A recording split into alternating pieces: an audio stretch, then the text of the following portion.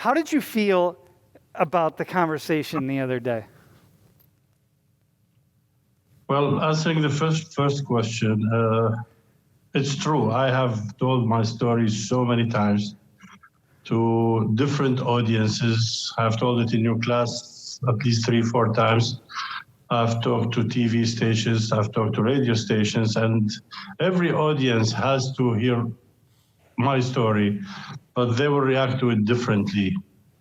It's never easy to tell the story. The pain never goes away, but it is my duty to deliver to you what it is, what it feels like to be an innocent victim of a bombing.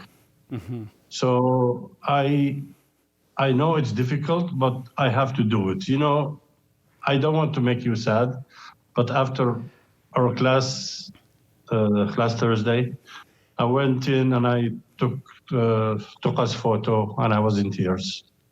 Mm. But I have to tell the story to make you understand what happens to victims of wars. And what's the reason for that?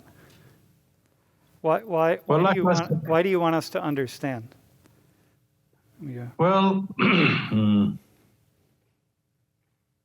so we will never forget what happens to victims. You are too far, but I have seen so many sufferings in Mosul, especially. I've lived in my lifespan. In 1991, I was a soldier when Iraq invaded Kuwait, but I did not see the destruction and the death because I was up north in Erbil at that time, and there wasn't much fighting up here. Neither was in Mosul. In 2003, there was a lot of bombing in Baghdad and south, and Mosul also did get its share of bombing, but not as much as the rest of Iraq. The devastation I saw after I went back to Mosul after liberation from ISIS, that killed me. I remember the first time I went to Mosul,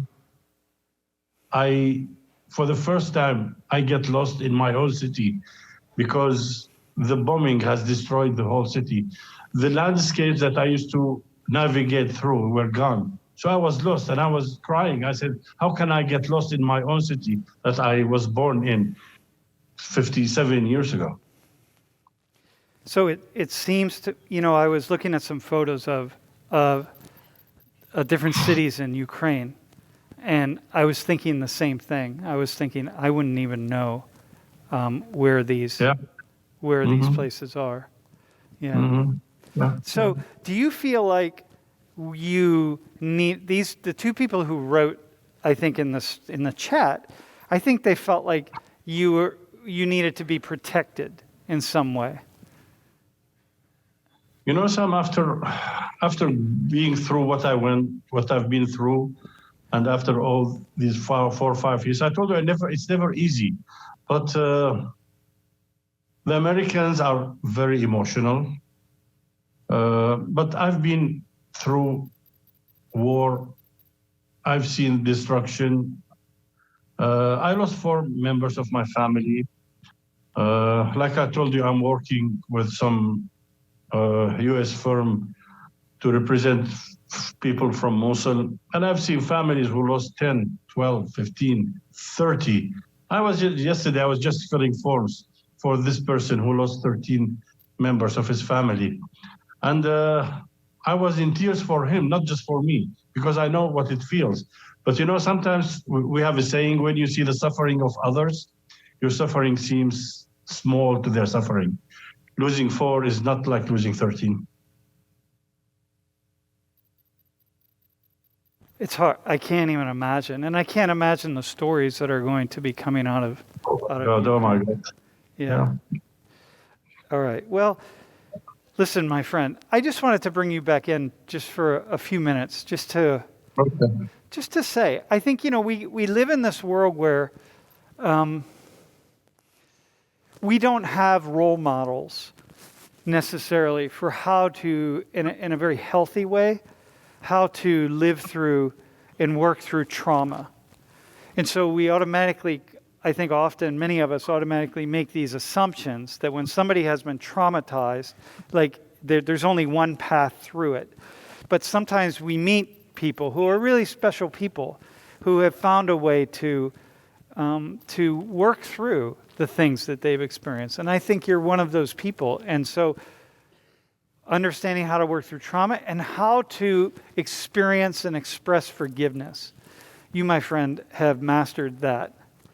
So thank you, Sam. With your help, I mean, the first time I came back after the bombing, it was really, really difficult. But with your help and your encouragement, you made me come in terms of what happened to me and to share with other people what had happened to me and to pray for others to be safe and not to go through what I went through. Yeah, it's amazing. Yesterday I was looking for an article in the Dutch newspaper, and I Googled your name, and I had to go through so many long lists of articles. There's so many people have heard your message, and in particular this message of understanding and forgiveness, and you're just being unwilling to hate, even after what happened to you. So, Sam, because of I don't want to say because of me, or I have there's a city in Mosul, not in Mosul, it's called Hawija, and Hawija had its share of bombing, and in one bombing, 70 people lost their lives because of the Dutch bombing. And after my case was reviewed in the Netherlands, my lawyer, she took their case, and now she's representing them. And I am so happy that something might come out of this trial for these people. That's awesome. So happy. Yeah. That's awesome. All right, my friend. Thank you. Thank you so much. Thank you. Yeah. All right. Have a good day. Thank you so much. Bye-bye.